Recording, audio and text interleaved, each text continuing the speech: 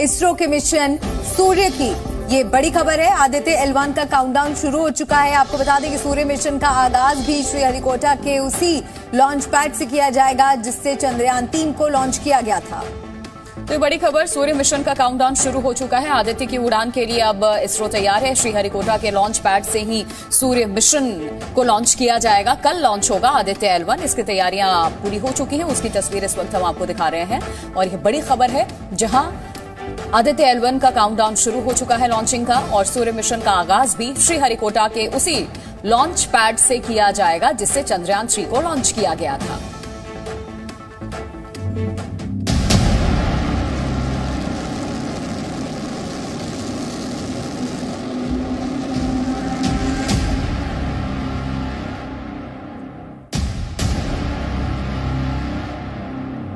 Aditya L1 का countdown शुरू।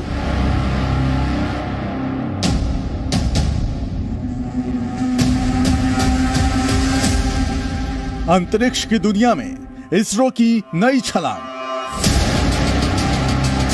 Mission Chandrayaan 3 के बाद इसरो के वैज्ञानिक एक और इतिहास रचने को तैयार हैं। चांद के बाद अब मिशन सूरज का काउंटडाउन शुरू हो गया है। इसरो के इस महत्वाकांक्षी मिशन को PSLV-XL रॉकेट की मदद से 2 सितंबर को लॉन्च किया जाएगा। आदित्य L1 की तमाम तकनीकी बारीकियों पर डिटेल रिसर्च हो चुका है। इसरो ने आदित्य L1 को लॉन्च करने की रिहर्सल प्रक्रिया भी पूरी कर ली है।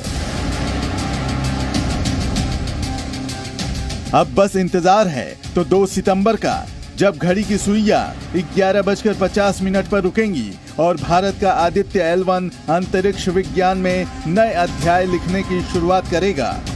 So we are just getting ready for the launch. The rocket and satellite is ready.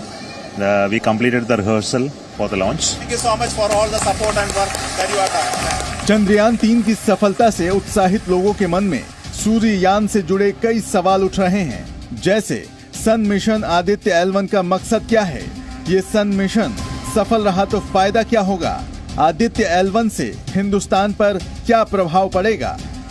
यूं तो सूर्य मिशन के ऐलान के बाद से ही लगातार ऐसे सवाल उठ रहे थे, मगर जैसे जैसे D-Day करीब आता जा रहा है, लोगों के सवालों की लिस्ट बढ़ती जा रही है और भारत के वैज्ञानिक एक एक कर इन तमाम सवालों का जवाब आवाम तक पहुंचाने की कोशिश कर रहे हैं। लॉन्च में करीब 7 पेलोड्स जा रहे हैं, मतलब जो अलग अलग चीज़ें स्टडी करेंगे। हजारों किलोमीटर दूर तक वो सोलर फ्लेयर्स जाते हैं, वो हमारे सिस्टम को इफेक्ट करते हैं।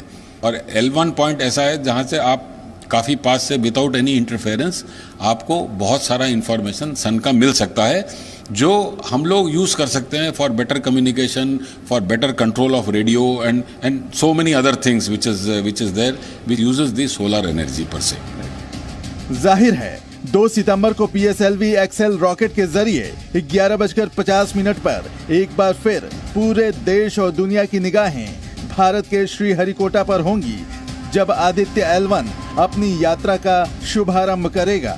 आपको बता दें कि आदित्य L1 हेलो ऑर्बिट पर 4 महीने बाद स्थापित होगा, यानी इसकी यात्रा 4 महीने तक जारी रहेगी और ये 15 लाख किलोमीटर का सफर तय करेगा और फिर लैग्रेंज पॉइंट पर जाकर रुक जाएगा। सवाल ये भी है कि सूर्ययान को L1 पॉइंट पर ही क्यों भेजा जा रहा है, तो इसका जवाब भी सुन लीजिए।